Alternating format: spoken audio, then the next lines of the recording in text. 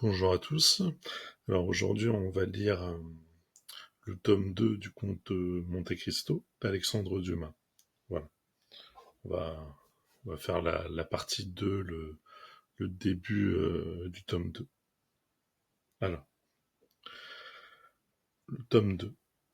Le comte de Monte Cristo entra dans le salon voisin que Baptistin avait désigné sous le nom de salon bleu, et où venait de le précéder un jeune homme de tournure dégagée, assez élégamment vêtu, et qu'un cabriolet de place avait, une demi-heure auparavant, jeté à la porte de l'hôtel. Baptistin n'avait pas eu de peine à le reconnaître. C'était ce grand jeune homme aux cheveux blonds, à la barbe rousse, aux yeux noirs, dont le teint vermeil et la peau éblouissante de blancheur lui avaient été signalés par son maître. Quand le comte entra dans le salon, le jeune homme était négligemment étendu sur un sofa, fouettant avec distraction sa botte d'un petit jonc à pomme d'or. En apercevant Monte Cristo, il se leva vivement. Monsieur est le comte de Monte Cristo, dit-il. Oui, monsieur, répondit celui-ci, et j'ai l'honneur de parler, je crois, à monsieur le vicomte Andrea Cavalcanti. Le vicomte Andrea Cavalcanti, répéta le jeune homme, en accompagnant ces mots d'un salut plein de désinvolture. Vous devez avoir une lettre qui vous accrédite près de moi, dit Monte Cristo. Je ne vous en parlais pas à cause de la signature qui m'a paru étrange. Simbad le marin, n'est-ce pas? Justement. Or, comme je n'ai jamais connu d'autre Simbad le marin que celui des mille et une nuits, eh bien, c'est un de ses descendants, un de mes amis fort riche, un Anglais plus qu'original, presque fou, dont le véritable nom est Lord Villemort. Ah, voilà qui m'explique tout, dit Andrea. Alors cela va à merveille, c'est ce même Anglais que j'ai connu. Ah oui, très bien, monsieur le comte, je suis votre serviteur. Si ce que vous me faites l'honneur de me dire est vrai, répliqua en souriant le comte, j'espère que vous serez assez bon pour me donner quelques détails sur vous et votre famille. Volontiers, monsieur le comte, répondit le jeune homme, avec une volubilité qui prouvait la solidité de sa mémoire. Je suis, comme vous l'avez dit, le vicomte Andrea Cavalcanti, fils du major Bartolomeo Cavalcanti, descendant des Cavalcanti, inscrit au livre d'or de Florence. Votre famille, quoique très riche encore, puisque mon père possède un demi-million de rente, a éprouvé bien des malheurs. Et moi-même, monsieur, a éprouvé, à l'âge de 5 ans ou 6 ans, enlevé par un gouverneur infidèle, de sorte que depuis 15 ans, je n'ai point revu l'auteur de mes jours. Depuis que j'ai l'âge de raison, depuis que je suis libre et maître de moi, je le cherche, mais inutilement. Enfin, cette lettre de votre ami Simbad m'annonce qu'il est à Paris, et m'autorise à m'adresser à vous pour obtenir des nouvelles. En vérité, monsieur, tout ce que vous me racontez là est fort intéressant, dit le comte, regardant avec une sombre satisfaction cette mine dégagée, empreinte d'une beauté pareille à celle du mauvais ange. Et vous avez fort bien fait de vous conformer en toute chose à l'invitation de mon ami Simbad, car votre père est en effet ici et vous cherche. Le comte, depuis son entrée au salon, n'avait pas perdu de vue le jeune homme. Il avait admiré l'assurance de son regard et la sûreté de sa voix, mais à ces mots si naturels, votre père, en effet, ici et vous cherche, le jeune Andrea fit un bond et s'écria. Mon père ici? Sans doute, répondit Monte Cristo. Votre père, le major Bartolomeo Cavalcanti. L'impression de terreur répandue sur les traits du jeune homme s'effaça presque aussitôt. Ah, oui, c'est vrai, dit-il, le major Bartolomeo Cavalcanti. Et vous dites, monsieur le comte, qu'il est ici, ce cher père. Oui, monsieur, j'ajouterai même que je le quitte à l'instant, que l'histoire qu'il m'a contée de ce fils chéri, perdu autrefois, m'a fort touché. En vérité, ses douleurs, ses craintes, ses espérances, à ce sujet composerait un poème attendrissant. Enfin, il reçut un jour des nouvelles qui lui annonçaient que les ravisseurs de son fils offraient de le rendre, ou d'indiquer où il était, moyennant une somme assez forte. Mais rien ne retint ce bon père. Cette somme fut envoyée à la frontière du Piémont, avec un passeport tout visé pour l'Italie. Vous étiez dans le midi de la France, je crois. Oui, monsieur, répondit Andrea d'un air assez embarrassé. Oui, j'étais dans le midi de la France. Une voiture devait vous attendre à Nice. C'est bien cela, monsieur. Elle m'a conduit de Nice à Gênes, de Gênes à Turin, de Turin à Chambéry, de Chambéry à Pont-de-Bonvoisin, et de Pont-de-Bonvoisin à Paris. À merveille! Il espérait toujours vous rencontrer en chemin, car c'était la route qu'il suivait lui-même. Voilà pourquoi votre itinéraire avait été tracé ainsi. Mais dit Andrea, s'il m'eût rencontré ce cher père, je doute qu'il m'eût reconnu. Je suis quelque peu changé depuis que je l'ai perdu de vue. Oh, la voix du sang, dit Monte Cristo. Ah oui, c'est vrai, reprit le jeune homme. Je n'y songeais pas, à la voix du sang. Maintenant, reprit Monte Cristo, une seule chose inquiète le marquis Cavalcanti, c'est ce que vous avez fait pendant que vous avez été éloigné de lui. C'est de quelle façon vous avez été traité par vos persécuteurs. C'est si l'on a conservé pour votre naissance tous les égards qui lui étaient dus. C'est enfin s'il ne vous est pas resté cette souffrance morale à laquelle vous avez été exposé. Souffrance pire 100 fois que la souffrance physique. Quelquefois affaiblissement des facultés dont la nature vous a si largement doué. Et si vous croyez vous-même pouvoir reprendre et soutenir dignement dans le monde le rang qui vous appartient. Monsieur, balbutia le jeune homme, étourdi, j'espère qu'aucun faux rapport. Moi, j'ai entendu parler de vous pour la première fois par mon ami Villemort, le philanthrope. J'ai su qu'il vous avait trouvé dans une position fâcheuse. J'ignore laquelle, et il ne lui fait aucune question. Je ne suis pas curieux. Vos malheurs l'ont intéressé, ou vous étiez intéressant. Il m'a dit qu'il voulait vous rendre dans le monde la position que vous aviez perdue, qu'il chercherait votre père, qu'il le trouverait. Il l'a cherché, il l'a trouvé, à ce qu'il paraît, puisqu'il est là. Enfin, il m'a prévenu hier de votre arrivée, en me donnant encore quelques autres instructions relatives à votre fortune. Voilà tout. Je sais que c'est un original, mon ami Villemort, mais en même temps, comme c'est un homme sûr, riche, comme une mine d'or, et qui par conséquent peut se passer ses originalités sans qu'elles le ruinent, j'ai promis de suivre ses instructions. Maintenant, monsieur, ne vous blessez pas de ma question. Comme je serai obligé de vous patronner quelque peu, je désirerais savoir si les malheurs qui vous sont arrivés, malheurs indépendants de votre volonté, et qui me diminuent en aucune façon, la considération que je vous porte, ne vous ont pas rendu quelque peu étranger à ce monde dans lequel votre fortune et votre nom vous appelaient à faire si bonne figure. Monsieur, répondit le jeune homme, reprenant son aplomb au fur et à mesure que le comte parlait, rassurez-vous sur ce point. Les ravisseurs qui m'ont éloigné de mon père, et qui sans doute avaient pour but de me vendre plus tard, à lui comme ils l'ont fait, ont calculé que pour tirer un bon parti de moi, il fallait me laisser toute ma valeur personnelle, et même l'augmenter encore, s'il était possible. J'ai donc reçu une assez bonne éducation, et j'ai été traité par les larrons d'enfants, à peu près comme l'étaient dans l'Asie mineure les esclaves dont leurs maîtres faisaient des grammairiens, des médecins et des philosophes pour les vendre plus cher au marché de Rome. Monte Cristo sourit avec satisfaction. Il n'avait pas tant espéré à ce qu'il paraît de monsieur Andrea Cavalcanti. D'ailleurs, reprit le jeune homme, s'il y avait en moi quelques défauts d'éducation, plutôt d'habitude du monde, on aurait, je suppose, l'indulgence de les excuser en considération des malheurs qui ont accompagné ma naissance et poursuivi ma jeunesse. Eh bien, dit négligemment Monte Cristo, vous en ferez ce que vous voudrez, vicomte, car vous êtes le maître et cela vous regarde. Mais ma parole, au contraire, je ne dirai pas un mot de toutes ces aventures. C'est un roman que votre histoire. Et le monde qui adore les romans, serré entre deux couvertures de papier jaune, se défie étrangement de ceux qui le voient relié en velin vivant. Fussent-ils dorés, comme vous pouvez l'être. Voilà la difficulté que je me permettrai de vous signaler, monsieur le vicomte. À peine aurez-vous raconté à quelqu'un votre touchante histoire qu'elle courra le monde complètement dénaturée. Vous serez obligé de vous poser en Antony, et le temps des Antonies est un peu passé. Peut-être aurez-vous un succès de curiosité, mais tout le monde n'aime pas se faire centre d'observation et cible à commentaires. Cela vous fatiguera, peut-être. Je crois que vous avez raison, monsieur le comte, dit le jeune homme, en pâlissant malgré lui, sous l'inflexible regard de Monte Cristo. C'est là un grave inconvénient. Oh, il ne faut pas non plus se l'exagérer, dit Monte Cristo, car pour éviter une faute, on tomberait dans une folie. Non, c'est un simple plan de conduite à arrêter. Et pour un homme intelligent comme vous, ce plan est d'autant plus facile à adopter qu'il est conforme à vos intérêts. Il faudra combattre, par des témoignages et par d'honorables amitiés, tout ce que votre passé peut avoir d'obscur. Andrea perdit visiblement contenance. Je m'offrirai bien à vous, comme répondant et caution, dit-il. Mais c'est chez moi une habitude morale de douter de mes meilleurs amis et un besoin de chercher à faire douter les autres.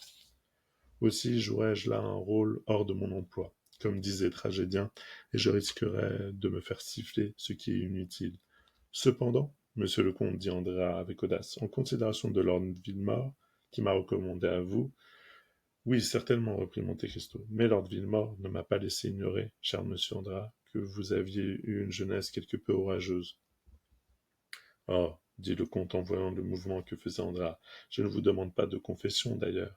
C'est pour que vous n'ayez besoin de personne que l'on a fait venir de Lucchese, monsieur le marquis de Cavalcanti. Vous allez le voir, il est un peu raide, un peu guindé, mais c'est une question d'uniforme, et quand on saura que depuis 18 ans, il est au service de l'Autriche, tout s'excusera. Nous ne sommes pas en général exigeants pour les Autrichiens. En somme, c'est un père fort suffisant, je vous assure. Ah, vous me rassurez, monsieur.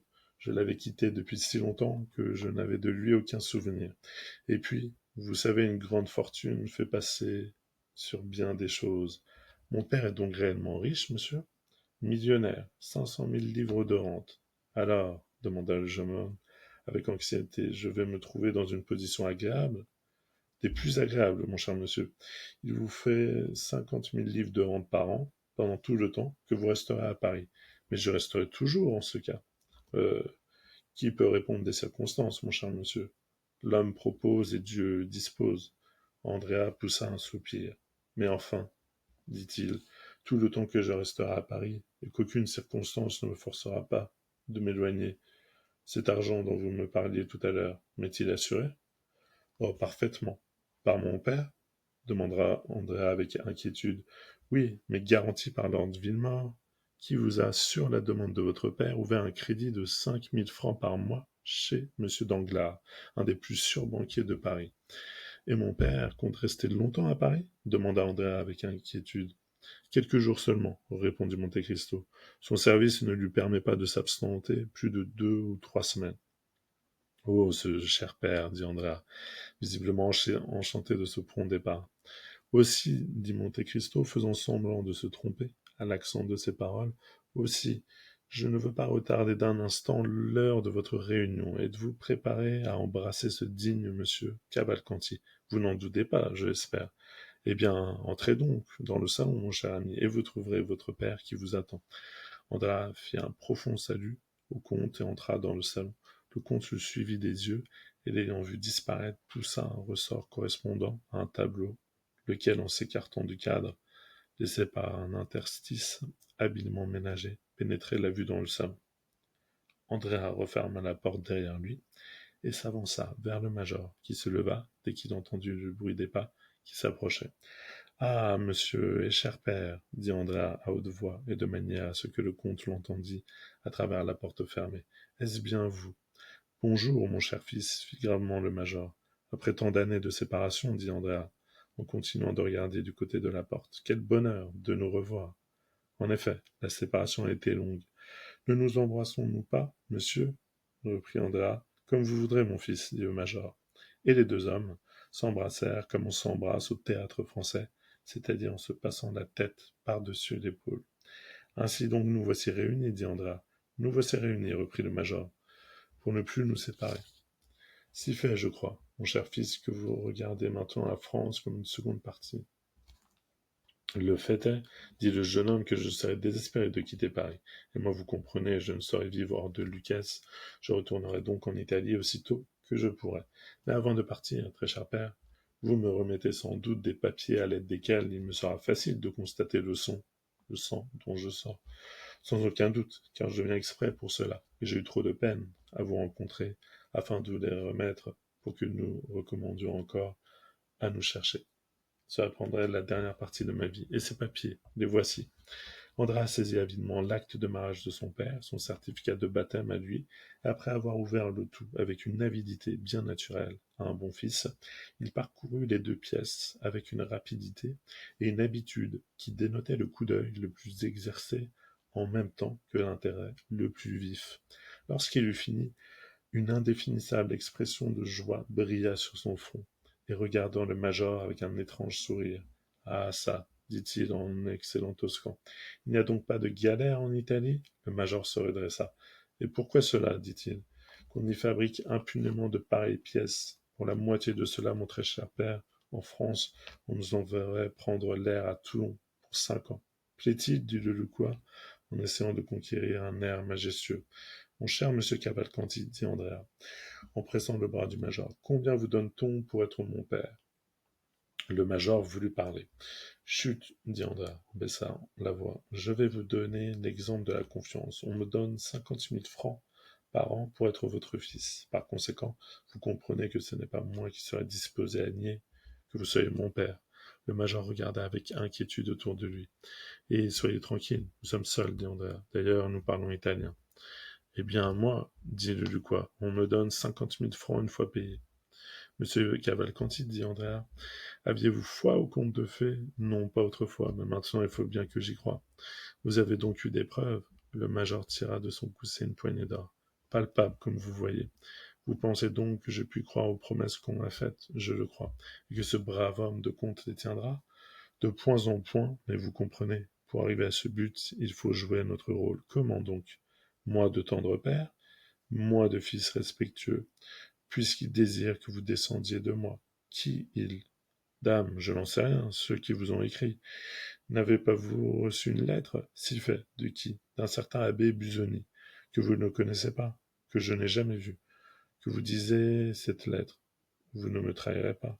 Je m'en garderai bien, nos intérêts sont les mêmes. Alors lisez. Et le major passa une lettre au jeune homme. Andrea lut à voix basse. Vous êtes pauvre, une vieillesse malheureuse vous attend.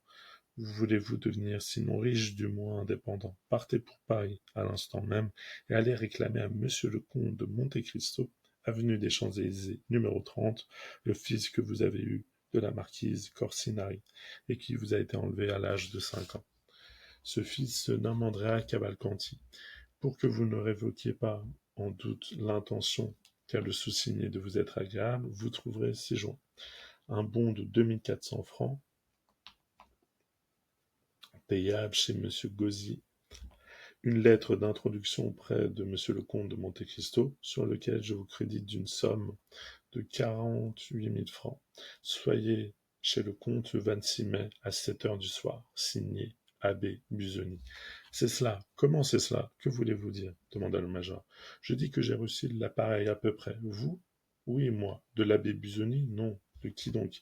D'un Anglais, d'un certain Lord Villemort, qui prend le nom de Simbad le marin, et que vous ne connaissez pas plus que je ne connais l'abbé Busoni. Si fait. Moi, je suis plus avancé que vous. Vous l'avez vu? Oui, une fois. Où cela? Ah, justement, voici ce que je ne puis pas vous dire. Vous seriez aussi savant que moi, et c'est inutile. Et ces lettres vous disaient, lisez. Vous êtes pauvre et vous n'avez qu'un avenir misérable. Voulez-vous avoir un nom, être libre, être riche? Parbleu, fit le jeune homme, en se balançant sur ses talons, comme si une pareille question se faisait. Prenez la chaise du poste que vous trouverez toute attelée en sortant de Nice par la porte de Gênes. Passez par Turin, Chambéry et Pont de Bonvoisin. Présentez-vous chez monsieur le comte de Monte-Cristo, avenue des Champs-Élysées, le 26 mai à 7 heures du soir. Et demandez-lui votre père. Vous êtes fils du marquis Bartolomeo Cavalcanti et de la marquise Oliva Corsinari, ainsi que le constateront les papiers qui vous sont remis par le marquis et qui vous permettront de vous présenter sous ce nom dans le monde parisien.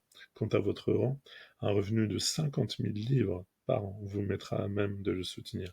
Si joint un bon de 5 000 livres, payable sur monsieur Ferrat, banquier à Nice, et une lettre d'introduction près du comte de Monte-Cristo, chargé par moi de pouvoir à vos besoins, Simbad le marin. Fit le major, c'est fort beau, n'est-ce pas? Vous avez vu le comte? Je le quitte. Et il a ratifié tout. Y comprenez-vous quelque chose? Ma foi, non. Il y a une dupe dans tout ça. En tout cas, ce n'est ni vous ni moi. Non, certainement. Eh bien, alors, peu nous importe, n'est-ce pas? Justement, c'est ce que je voulais dire. Allons jusqu'au bout et jouons serré. Soit, vous verrez que je suis digne de faire votre partie. Je n'en ai pas douté un seul instant, mon cher père. Vous me faites honneur, mon cher fils. Monte Cristo choisit ce moment pour rentrer dans le salon. En entendant le bruit de ses pas, les deux hommes se jetèrent dans les bras l'un de l'autre. Le comte les trouva embrassés. Eh bien, monsieur le marquis, dit Monte Cristo, il paraît que vous avez retrouvé un fils selon votre cœur. Ah, monsieur le comte, je suffoque de joie. Et vous, jeune homme? Ah, monsieur le comte, j'étouffe de bonheur. Heureux père, heureux enfant, dit le comte. Une seule chose m'attriste, dit le major, c'est la nécessité où je suis de quitter Paris si vite. Oh, cher monsieur Cavalcanti, dit Monte Cristo, vous ne partirez pas. Je l'espère que je ne vous ai présenté à quelques amis. Je suis aux ordres de monsieur le comte, dit le major. Maintenant, voyons, jeune homme, confessez-vous à qui? Mais à monsieur votre père, dites-lui quelques mots de l'état de vos finances. Au diable, fit Andrea, vous touchez la corde sensible.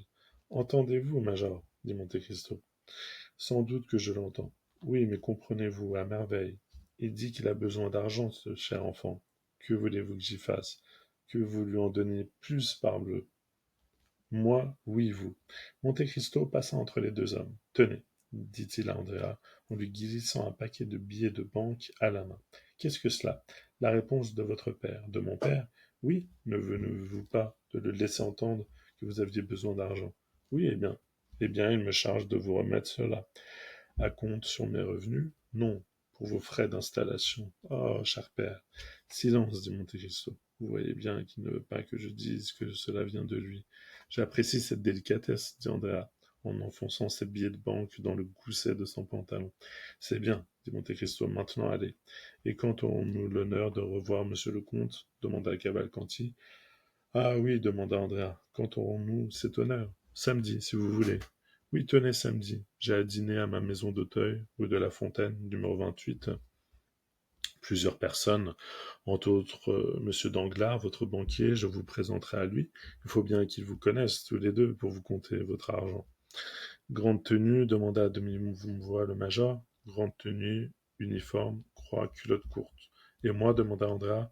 Oh, vous, très simplement. Pantalon noir, bottes vernies, gilet blanc, habit noir ou bleu, cravate longue.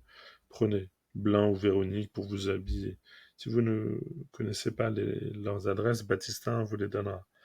Moins vous affecterez de prétention dans votre mise étant riche, comme vous l'êtes, meilleur effet cela fera. Si vous achetez des chevaux, prenez-les chez Deveux. Si vous achetez un phaéton, allez chez Baptiste. À quelle heure pourrons-nous présenter? Demanda le jeune homme, mais vers 6h30. C'est bien, on y sera, dit le major en portant la main à son chapeau. Les deux Cavalcanti saluèrent le comte et sortirent. Le comte s'approcha de la fenêtre et les vit qui traversaient la cour, bras dessus, bras dessous. En vérité, dit-il, voilà deux grands misérables.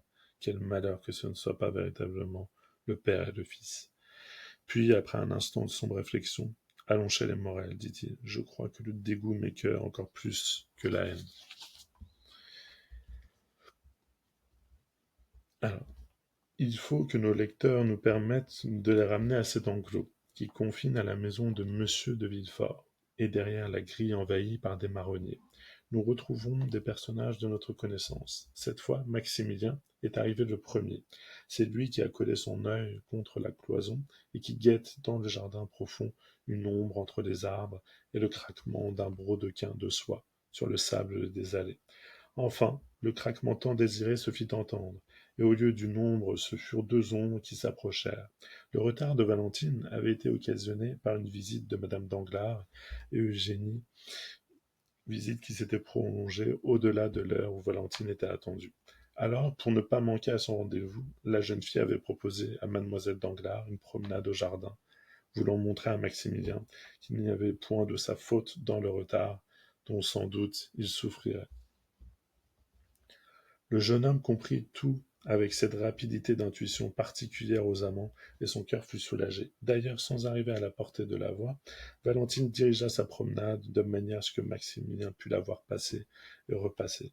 Et chaque fois qu'elle passait et repassait, un regard inaperçu de sa compagne, mais jeté de l'autre côté de la grille et recueilli par le jeune homme, lui disait « Prenez patience, ami, vous voyez qu'il n'y a point de ma faute. » Et Maximilien, en effet, prenait patience, tout en admirant ce contraste entre les deux jeunes filles, entre cette blonde aux yeux languissants et à la taille inclinée, comme un bon saule, et cette brune aux yeux fiers et à la taille droite comme un peuplier. Puis il va sans dire que dans cette comparaison entre deux natures si opposées, tout l'avantage dans le cœur du jeune homme du moins, était pour Valentine. Au bout d'une demi-heure de promenade, les deux jeunes filles s'éloignèrent. Maximilien comprit que le terme de la visite de madame Danglars était arrivé. En effet, un instant après, Valentine reparut seule, de crainte qu'un regard indiscret ne suivît son retour. Elle venait lentement, et au lieu de s'avancer directement vers la grille, elle alla s'asseoir sur un banc, après, sans affectation, interroger chaque touffe de feuillage et plonger son regard dans le fond de toutes les allées. Ces précautions prises, elle courut à la grille. « Bonjour, Valentine, dit une voix. « Bonjour, Maximilien, je vous ai fait attendre. Mais vous avez vu la cause. Oui, j'ai reconnu mademoiselle Danglars. Je ne vous croyais pas si lié avec cette jeune personne. Qui vous a donc dit que nous étions liés, Maximilien? Personne, mais il m'a semblé que cela ressortait de la façon dont vous donniez le bras, de la façon dont vous causiez. On nous dit deux compagnes de pension se faisant des confidences. Nous nous faisions nos confidences, en effet, dit Valentine. Elle m'avouait sa répugnance pour un mariage avec M. de Morcerf, et moi je lui avouais de mon côté que je regardais comme un malheur d'épouser M. d'Épinay. Chère Valentine, voilà pourquoi, mon ami, continua la jeune fille, vous avez vu cette apparence d'abandon entre moi et Eugénie. C'est ce que, tout en parlant de l'homme que je ne puis aimer, je pensais à l'homme que j'aime. Que vous êtes bonne en toutes choses, Valentine, et que vous avez en vous une chose que mademoiselle Danglars n'aura jamais. C'est ce charme indéfini qui est à la femme, ce que le parfum est à la fleur, ce que la saveur est au fruit, car ce n'est pas le tout pour une fleur que d'être belle, ce n'est pas le tout pour un fruit que d'être beau. C'est votre amour qui vous fait voir les choses ainsi, Maximilien. Non, Valentine, je vous jure. Tenez, je regardais toutes deux tout à l'heure, et sur mon honneur, tout en rendant justice à la beauté de mademoiselle Danglars, je ne comprenais pas qu'un homme devint amoureux d'elle. C'est que, comme vous le disiez, Maximilien, j'étais là, et que ma présence vous rendait injuste. Non, mais dites-moi une question de simple curiosité, et qui émane de certaines idées que je me suis faites sur mademoiselle Danglars. Oh, bien injuste, sans que je sache lesquelles certainement. Quand vous nous jugez, nous autres pauvres femmes, nous ne devons pas nous attendre à l'indulgence. Avec cela, contre vous, vous êtes bien justes les unes envers les autres, parce que presque toujours il y a de la passion dans nos jugements. Mais revenez à votre question. Et c'est parce que mademoiselle Danglars aime quelqu'un qu'elle redoute son mariage avec monsieur de Morcerf? Maximilien, je vous ai dit que je n'étais pas l'ami d'Eugénie. Eh, mon Dieu, dit Morel, sans être amis, les jeunes filles se font des confidences. Convenez que vous lui avez fait quelques questions là-dessus. Ah, je vous vois sourire. S'il en est ainsi, Maximilien, ce n'est pas la peine que nous ayons entre nous cette cloison de planches. Voyons ce que vous a-t-elle dit. Elle m'a dit qu'elle n'aimait personne, dit Valentine, qu'elle avait le mariage en horreur, que sa plus grande joie eût été de mener une vie libre et indépendante, et qu'elle désirait presque que son père perdît sa fortune pour se faire artiste comme son amie, mademoiselle Louise d'Armilly. Ah, vous voyez. Eh bien, qu'est-ce que cela prouve? Demanda Valentine. Rien, répondit en souriant Maximilien. Alors, dit Valentine, pourquoi souriez-vous à votre tour? Ah, dit Maximilien, vous voyez bien que vous aussi, vous regardez Valentine. Voulez-vous que je m'éloigne? Oh non, non pas. Mais revenons à vous. Ah oui, c'est vrai, car à peine avons-nous 10 minutes à passer ensemble. Mon Dieu, s'écria Maximilien consterné. Oui, Maximilien, vous avez raison, dit avec mélancolie Valentine, et vous avez là une pauvre amie. Quelle existence je vous fais passer, pauvre Maximilien. Vous, si bien fait pour être heureux, je me le reproche amèrement, croyez-moi. Eh bien, que vous importe, Valentine, si je me trouve heureux ainsi, si cette attente éternelle me semble payée à moi par 5 minutes de votre vue, par des mots de votre bouche et par cette conviction profonde, éternelle, que Dieu n'a pas créé deux cœurs aussi en harmonie que les nôtres, et ne les a pas presque miraculeusement réunis, surtout pour les séparer. Bon, merci, espérez pour nous deux, Maximilien, cela me rend à moitié heureuse. Que vous arrive-t-il donc encore, Valentine, que vous me quittiez si vite? Je ne sais, madame de Villefort m'a fait prier de passer chez elle, pour une communication de laquelle dépend, m'a-t-elle fait dire, une portion de ma fortune. Et mon Dieu, qu'il la prenne, ma fortune, je suis trop riche, et qu'après me l'avoir prise, il me laisse tranquille et libre. Vous m'aimerez tout en temps pauvre, n'est-ce pas, Morel? Oh, je vous aimerai toujours, moi. Que m'importe richesse ou pauvreté, si ma Valentine était près de moi, et que je fus sûr que personne ne me l'a pu ôter. Mais cette communication, Valentine, Ne craignez-vous point que ce ne soit quelque nouvelle relative à votre mariage? Je ne le crois pas. Cependant, écoutez-moi, Valentine, et vous ne vous effrayez pas, car tant que je vivrai, je ne serai pas à une autre. Vous croyez me rassurer en me disant cela, Maximilien? Pardon? Vous avez raison, je suis un brutal. Eh bien, je voulais donc vous dire que l'autre jour, j'ai rencontré monsieur de Morcerf. Eh bien, monsieur France est son ami, comme vous savez. Oui, eh bien. Eh bien, il a reçu une lettre de France qui lui annonce son prochain retour. Valentine pâlit et appuya sa main contre la grille. Ah, mon Dieu, dit-elle. Si c'était cela, mais non, la communication ne viendrait pas de madame Villefort. Pourquoi cela? Pourquoi, je n'en sais rien, mais il semble que madame de Villefort, tout en ne s'y opposant point franchement, n'est pas sympathique à ce mariage. Eh bien, mais Valentine, il me semble que je vais l'adorer, madame de Villefort. Oh, ne vous pressez pas, Maximilien, dit Valentine avec un triste sourire. Enfin, si elle est antipathique à ce mariage, ne fût-ce que pour le rompre, peut-être ouvrirait-elle l'oreille à quelque autre proposition. Ne croyez point cela, Maximilien. Ce ne sont point les maris que madame de Villefort repousse, c'est le mariage. Comment? Le mariage? Si elle déteste si fort le mariage, pourquoi s'est-elle mariée elle-même? Vous ne me comprenez pas, Maximilien. Ainsi, lorsqu'il y a un an j'ai parlé de me retirer dans un couvent, elle avait, malgré les observations qu'elle avait cru devoir faire, adopté ma proposition avec joie. Mon père même y avait consenti, à son instigation, j'en suis sûr. Il n'y eut que mon pauvre grand-père qui m'a retenu. Vous ne pouvez vous figurer, Maximilien, quelle expression il y a dans les yeux de ce pauvre vieillard qui n'aime que moi au monde et qui, Dieu me pardonne si c'est un blasphème, et qui n'est aimé au monde que de moi. Si vous saviez, quand il a appris ma résolution, comme il m'a regardé avec ce qu'il y avait de reproche dans le regard et de désespoir dans ses larmes qui roulaient sans plainte, sans soupir, le long de ses joues immobiles. Ah, Maximilien, j'ai éprouvé quelque chose comme un remords. Je me suis jeté à ses pieds en lui criant pardon, pardon, mon père. On fera de moi ce qu'on voudra, mais je ne vous quitterai jamais. Alors il leva les yeux au ciel. Maximilien, je puis souffrir beaucoup. Ce regard de mon vieux grand-père m'a payé d'avance pour que je souffre. Chère Valentine, vous êtes un ange et je ne sais vraiment pas comment j'ai mérité, en sabrant à droite et à gauche des bédouins, à moins que Dieu n'ait considéré que ce sont des infidèles. Je ne sais pas comment j'ai mérité que vous vous réveilliez à moi. Mais enfin, voyons, Valentine, quel est donc l'intérêt de madame de Villefort à ce que vous ne vous mariez pas? N'avez-vous pas entendu tout à l'heure quand je vous disais que j'étais riche, Maximilien, trop riche?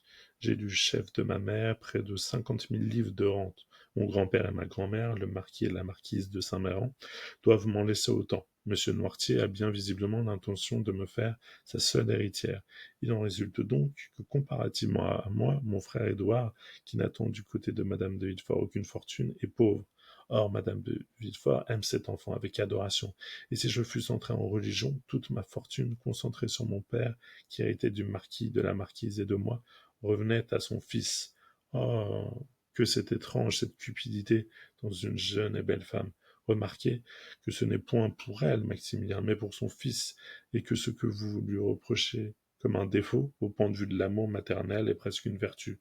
Mais voyons, Valentine, dit Morel, si vous abandonnez une portion de cette fortune à ce fils, le moyen de faire une pareille proposition, dit Valentine, et surtout à une femme qui a sans cesse à la bouche le mot de désintéressement.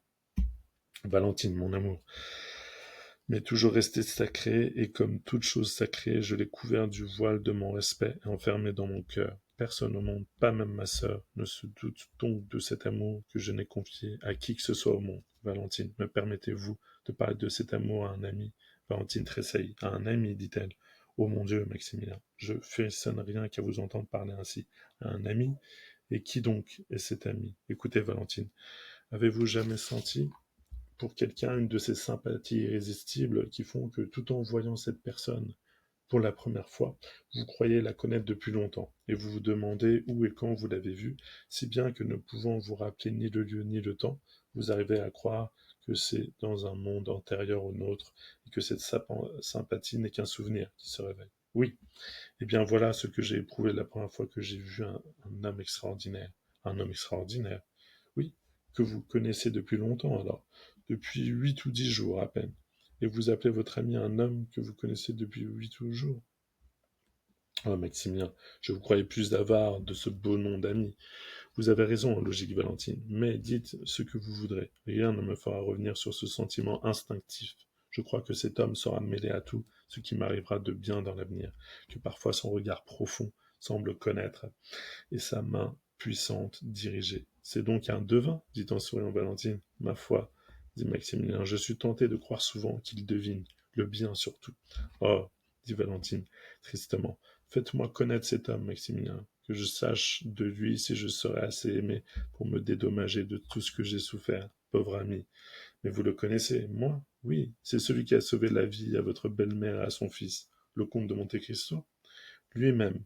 Oh, s'écria Valentine, il ne peut jamais être mon ami, il est trop celui de ma belle-mère.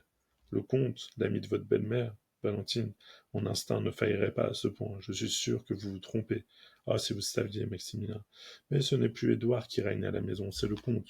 Recherché de madame de Villefort, qui voit en lui le résumé des connaissances humaines. Admiré, entendez-vous, admiré de mon père, qui dit n'avoir jamais entendu formuler avec plus d'éloquence des idées plus élevées, idolâtré d'Édouard, qui, malgré sa peur des grands yeux noirs du comte, court à lui aussitôt qu'il le voit arriver et lui ouvre la main, où il trouve toujours quelques jouets admirables. Monsieur de Monte Cristo n'est pas ici chez mon père, monsieur de Monte Cristo n'est pas ici chez madame de Villefort, monsieur de Monte Cristo est chez lui. Merci à tous.